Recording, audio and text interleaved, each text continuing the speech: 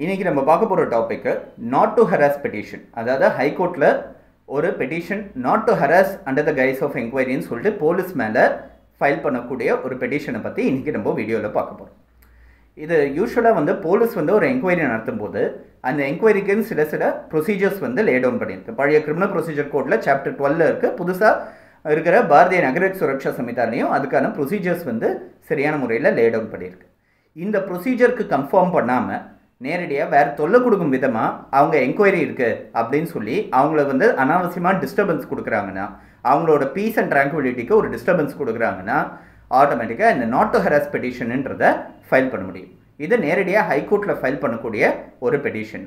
இது பழைய criminal procedure கோடில் section 482 கீழவும், புதுசாக இருக்கிற பாரதிய நகரக் சுரக்ஷா சமிதாவில் செக்ஷன் 528 கீழவும் ஃபைல் பண்ணக்கூடிய ஒரு பெட்டிஷன். இது சம்மந்தமாக ஒரு முக்கியமான ஒரு கேஸ் ஒன்று வந்தது. இந்த கேஸ் பிப்ரவரி மந்த், இந்த போன 1 மந்த் முன்னாடி தான் டிசைட் ஆகப்பட்டது. இதில் ஒரு சில ஷார்ட்டான கைட்லைன்ஸ் மட்டும் கொடுத்துருக்காங்க. ஹைகோர்ட் கொடுத்துருக்காங்க. ஆனரபிள் ஜஸ்டிஸ் இளந்திரியன் ஜே அவர் ஒரு சில கைட்லைன்ஸ்லாம் கொடுத்துருக்காங்க. அந்த கைட்லைன்ஸ் பற்றியும் இன்றைக்கி வீடியோவில் நம்ம பார்ப்போம்.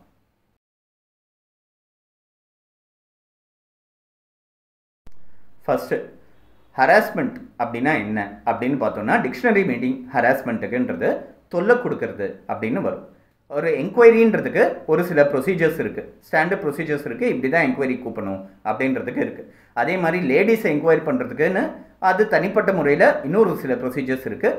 அது நிறைய ஹியூமன் ரைட்ஸ் சம்மந்தப்பட்டது வரும்.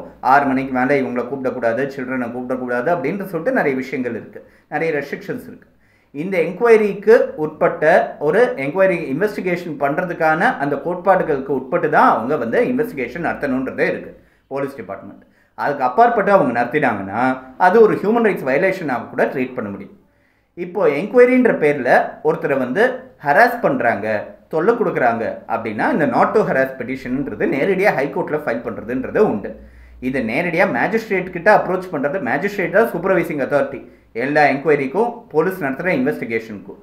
ஆனால் ஒரு சில விஷயங்களுக்கு மேஜிஸ்ட்ரேட்டை நேரடியாக அப்ரோச் பண்ணும்படி ஆனால் ப்ரொவிஷன்ஸ் அவங்க கொடுக்கப்படலன்றதுனால ஹைகோர்ட்டில் பெட்டிஷன்ஸ் ஃபைல் பண்ணுறதுன்றது உண்டு. Not to harass under the guise of என்கொயரின்னு சொல்லி ஒரு கிரிமினல் ஓபி ஒன்று ஃபைல் பண்ணுவாங்க.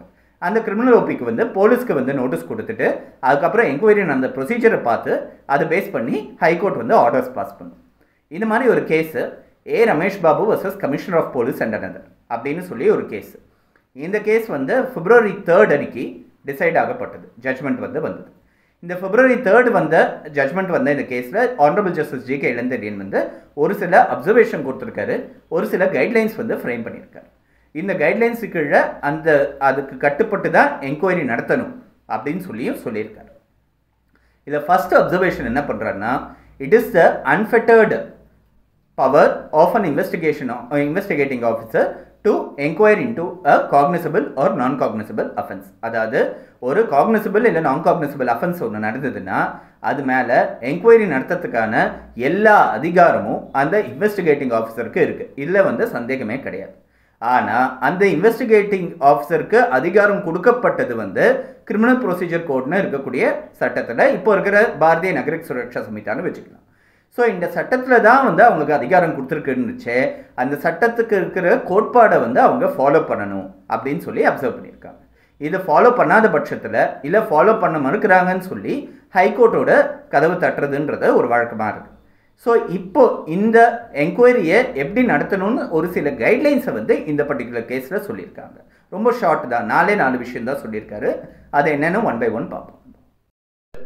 ஒரு பர்சனை என்கொயரிக்கு சமன் பண்ணுறாங்கன்னா ரிட்டன் சமன்ஸ் மூலமாக சமன் பண்ணணும் அப்படின்னு சொல்லி கொடுத்துருக்காங்க. ரிட்டன் சமன்ஸ்னால் எழுத்து மூலமாக ஒரு அழைப்பாணைன்னு சொல்லிட்டு வரும். அதில் சமன் பண்ணணும் அப்படின்றது இருக்குது பழைய கிரிமினல் ப்ரொசீஜர் கோடில் செக்ஷன் 160 கீழே. ஏன்னா இந்த கேஸை பொறுத்த வரைக்கும் பழைய கிரிமினல் ப்ரொசீஜர் கோடோட ரெஃபரன்சஸ் தான் இருக்குது. ஸோ செக்ஷன் 160 சிஆர்பிசி கீழே ரிட்டன் சமன்ஸ் கொடுத்து தான் அவங்கள வரவழைக்கணும் அப்படின்றது ஃபஸ்ட்டு ஒரு கைட்லைன்ஸ். ரிட்டன் சமன்ஸ் மூலம் கூடிய மட்டும் ரிட்டன் சமன்ஸ் மூலமாக ஒருத்தரை என்கொயரிக்கு வரவழைக்கிறது நல்லது. அப்படி ரிட்டன் சமன்ஸ் மூலமாக ஒருத்தர் என்கொயரி அட்டன் பண்ணுறாரு அப்படின்னா அந்த என்கொயரியோட ப்ரொசீடிங்ஸை மினிட்ஸ் மாதிரி ஒரு ஜென்ரல் டைரியிலையோ இல்லை போலீஸ் டைரியிலையோ ரெக்கார்ட் பண்ணணும் அப்படின்னு சொல்லிட்டு அங்கே என்ன நடந்ததுன்றது சொல்லிட்டு எல்லாமே ரெக்கார்டில் வந்ததுன்னா அங்கே ஒரு டிரான்ஸ்பரன்சி இருக்குது அப்படின்றது நமக்கு தெரிய வரும் அப்படின்றது 2வது கைட்லைன். அன்னெசரி ஹராஸ்மெண்ட்லேருந்து போலீஸ் வந்து ரிஃப்ரைன் பண்ணிக்கணும் அப்படின்றது 3வது கைட்லைன். அன்னெசரி ஹராஸ்மெண்ட்னா தேவையில்லாத தொல்லை கொடுக்கும்படியாக, தேவையில்லாத டிஸ்டர்பன்ஸ் கிரியேட் பண்ணும்படியாக. ஏன்னா போலீஸ்க்கு வந்து ஒரு உண்மையை வெளியே கொண்டு வருதுன்றது சாதா விஷயம் இல்லை. அதை என்கொயரி பண்ணி அந்த என்கொயரியை பேஸ் பண்ணி, ஏன்னா என்கொயரியில் ஒருத்தர் கொடுக்குற ஸ்டேட்மெண்ட்டை பேஸ் பண்ணி மட்டும் ஒருத்தரை வந்து விண்டிகேட் பண்ண முடியாது. அதை தாண்டி அதை பேஸ் பண்ணி இருக்கக்கூடிய எவிடன்ஸையும் அவங்க கலெக்ட் பண்ண வேண்டிய டியூட்டியில் இருக்காங்க. ஸோ அவங்களுக்கு வந்து அந்த என்கொயரியிலேருந்து கிடைக்கிற ஸ்டேட்மெண்ட்ஸ் நிறைய பாதிக்கு மேலே மிஸ்லீடிங்காகவும் இருக்க சான்சஸ் இருக்குது.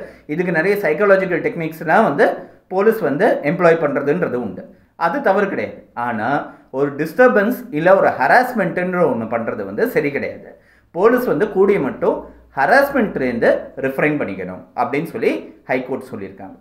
அதுக்கப்புறம் 4வது வந்து guidelines in Lalitha Kumari versus government of Uttar Pradesh case to be followed strictly.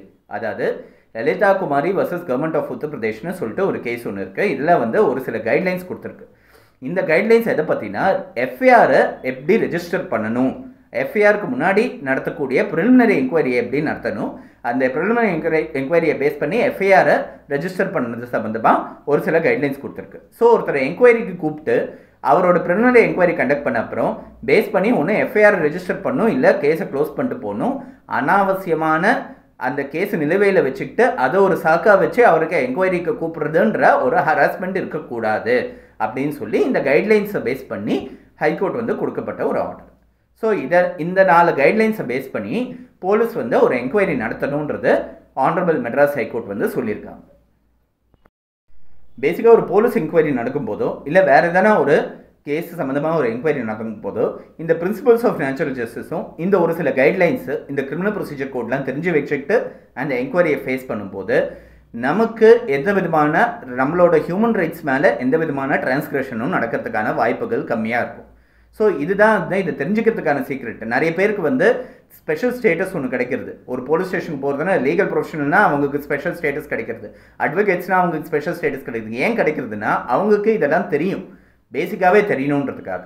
So இந்த மாதிரி ஒரு சில விஷயங்கள், ஒரு சில கைட்லைன்ஸ், இந்த மாதிரி ஒரு சில ரூல்ஸ்லாம் நம்ம தெரிஞ்சு வச்சுக்கிட்டோன்னா நமக்கு நிறைய சுச்சுவேஷன்ஸில் ஹெல்ப்ஃபுல்லாக இருக்குன்றதுக்காக இந்த வீடியோ.